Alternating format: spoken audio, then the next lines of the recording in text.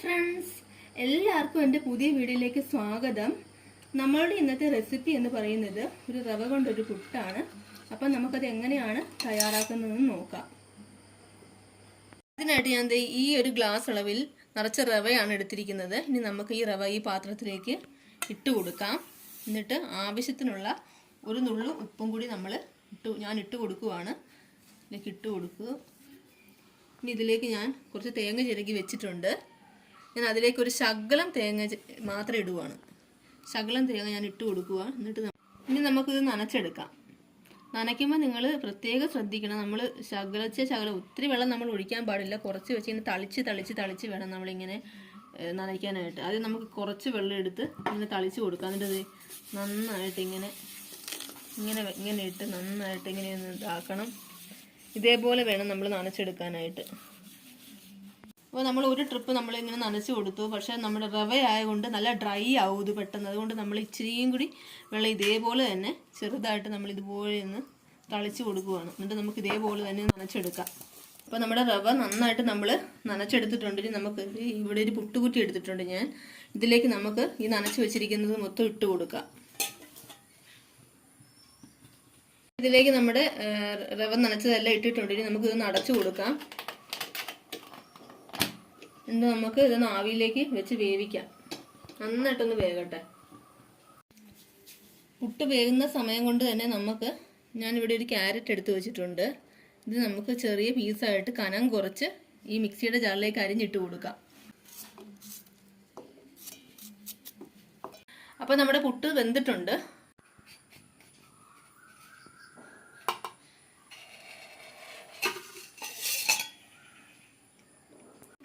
അപ്പോൾ നമ്മുടെ ഈ ഉണ്ടാക്കി വെച്ചിരിക്കുന്ന ഈ റവപ്പുട്ട് നമുക്ക് ഇതിലേക്ക് ഇട്ട് കൊടുക്കാം. ഈ പാത്രത്തിലേക്ക് തന്നെ നമുക്ക് ഇട്ട് കൊടുക്കാം. ഇത് നന്നായിട്ട് ഒന്ന് ഉടച്ചെടുക്കണം.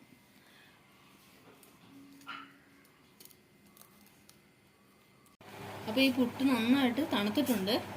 നമ്മൾ മുമ്പ് മിക്സിയുടെ ജാറിലിട്ട് ക്രഷ് ചെയ്ത് വെച്ചിരിക്കുന്ന ക്യാരറ്റ് നമുക്ക് ഇതിലേക്ക് ഇട്ട് കൊടുക്കാം.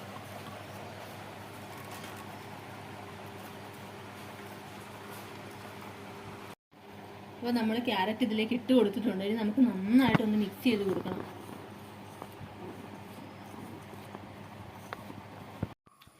ഇനി ഒരു പാൻ വെച്ചിട്ടുണ്ട്. നമുക്കിതിൽ ഈ പാനിലേക്ക് കുറച്ച് നെയ്യ് ഒഴിച്ചു കൊടുക്കാം. നട്ട്സ് എടുത്ത് വെച്ചിട്ടുണ്ട്. ബദാം, പിസ്ത, കാഷ്നട്ട്, അതുപോലെ ഉണക്കമുന്തിരി. അത് നമ്മൾ ഇതിലേക്ക് ഇട്ട് കൊടുക്കുവാണ്. ഇത് നമുക്ക് നന്നായിട്ടൊന്ന് ചെറുതായിട്ടൊന്ന് മൂപ്പിക്കണം. ഈ നെയ്യ് കിടന്ന് നന്നായിട്ട് ചെറിയ രീതിയിലൊന്ന് മൂത്ത് കിട്ടണം. നമുക്ക് കുറച്ച് നെയ്യ് മതി. ഒത്തിരി നെയ്യുടെ ആവശ്യമില്ല. ഇതിന് പുട്ടായതുകൊണ്ട് നമ്മൾ ഒത്തിരി നെയ്യ് ചേർക്കുന്നില്ല. അപ്പം നട്ട്സൊക്കെ ചെറുതായിട്ട് മൂത്ത് വന്നിട്ടുണ്ട്. ഇനി നമുക്ക് ഈ പാത്രത്തിലേക്ക് തന്നെ ഇത് മാറ്റി വെക്കാം. ഇനി ഈ പാനിലേക്ക് തന്നെ ഞാൻ കുറച്ച് സേമിയ എടുത്തിട്ടുണ്ട്. വളരെ കുറച്ച് സേമിയാണ്. നമുക്ക് ഒരു പുട്ടിനുള്ള സേമിയാണ് എടുത്തേക്കുന്നത്. ഇതും കൂടി നമുക്ക് ഇതിലേക്ക് ഇട്ട് കൊടുക്കാം. എന്നിട്ട് ചെറുതീയിൽ കിടന്ന് ചെറുതായിട്ടൊന്ന് നമുക്കൊന്ന് വറുത്തെടുക്കാം. ഇത് റവയുടെ കൂട്ടെല്ലാം മുമ്പ് നനച്ച് വെച്ചേക്കണത് അത് ഇവിടെ ഇരിപ്പുണ്ട്. അതുപോലെ തന്നെ നമ്മളിതെല്ലാം സെറ്റ് ചെയ്ത് വെച്ചേക്കുവാണ്. ഇനി നമുക്ക് ഇതിലേക്ക് ലെയറായിട്ട് ഇട്ട് കൊടുക്കാം. ഞാൻ ആദ്യം ഇതിലേക്ക് ഇട്ട് കൊടുക്കുന്നത് തേങ്ങയാണ്. തേങ്ങ നമുക്ക് ഇതിലേക്ക് ഇതുപോലെ ഇട്ട് കൊടുക്കാം. ആദ്യത്തെ ലെയർ നമ്മൾ തേങ്ങയാണ് ഇട്ടത്. പിന്നെ നമ്മൾ നനച്ച് വെച്ചിരിക്കുന്ന പുട്ടുപൊടി നമുക്ക് ഇതിലേക്ക്, പുട്ടിന് നമ്മൾ നനച്ച് വെച്ചേക്കണം ഈ കൂട്ട് നമുക്ക് ഇതിലേക്ക് ഇട്ട് കൊടുക്കാം. കുറച്ച് ഭാഗം ഇത് ഇട്ട് കൊടുക്കുക. അതിനുശേഷം നമ്മൾ വറുത്ത് വെച്ചിരിക്കുന്ന സേമിയയുടെ ഇത് മിക്സില്ലേ, അത് നമുക്ക് ഇതിലേക്ക് ഇട്ട് കൊടുക്കുക.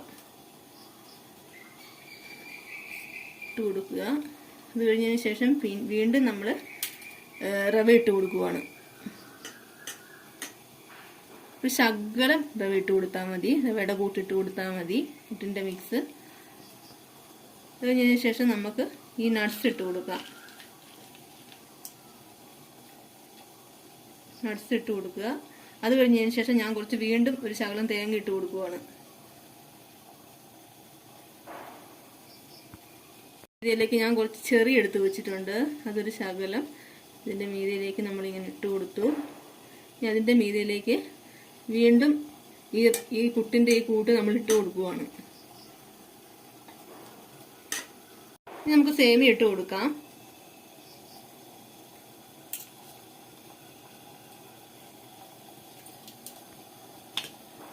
വീണ്ടും നമുക്കൊരു ശകലം പുട്ടിൻ്റെ കൂട്ടിട്ട് കൊടുക്കാം.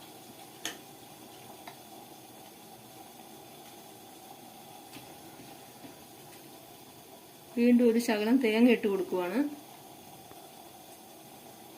അതിൻ്റെ മീതയിലേക്ക് നമുക്ക് ഒരു ശകലം നട്ട്സും കുറച്ച് ചെറിയുടെ കട്ട് ചെയ്ത് വെച്ചേക്കുന്നതും കൂടി നമുക്ക് ഇതുപോലെ വെച്ച് കൊടുക്കാം. നമ്മുടെ പുട്ട് നന്നായിട്ട് വെന്തിട്ടുണ്ട്. ഇനി നമുക്കിതൊരു പാത്രത്തിലേക്ക് മാറ്റാം. അപ്പം നമ്മുടെ റവ പുട്ടിൻ്റെ റെസിപ്പി റെഡി ആയിട്ടുണ്ട്. നിങ്ങൾക്ക് ബ്രേക്ക്ഫാസ്റ്റ് ആയിട്ടും അതുപോലെ തന്നെ വൈകുന്നേരത്തെ ചായക്കുള്ള പലഹാരമായിട്ടും ഒക്കെ നമുക്കിത് കഴിക്കാവുന്നതാണ്. ഇത് കുട്ടികൾക്കൊക്കെ ഉണ്ടാക്കി കൊടുക്കുന്നത് വളരെ നല്ലതായിരിക്കും. അപ്പം നിങ്ങളെല്ലാവരും ട്രൈ ചെയ്ത് നോക്കുക. എൻ്റെ വീഡിയോ ഇഷ്ടമായെങ്കിൽ നിങ്ങൾ ലൈക്ക് ചെയ്യാനും ഷെയർ ചെയ്യാനും മറക്കരുത്. ഇനിയും എൻ്റെ ഇതുപോലെയുള്ള വീഡിയോസിനായിട്ട് നിങ്ങൾ എൻ്റെ ചാനൽ സബ്സ്ക്രൈബ് ചെയ്യുക. അതുപോലെ തന്നെ തൊട്ടടുത്തുള്ള ആ ബെല്ലൈക്കൺ കൂടി ഒന്ന് ക്ലിക്ക് ചെയ്യുക. താങ്ക്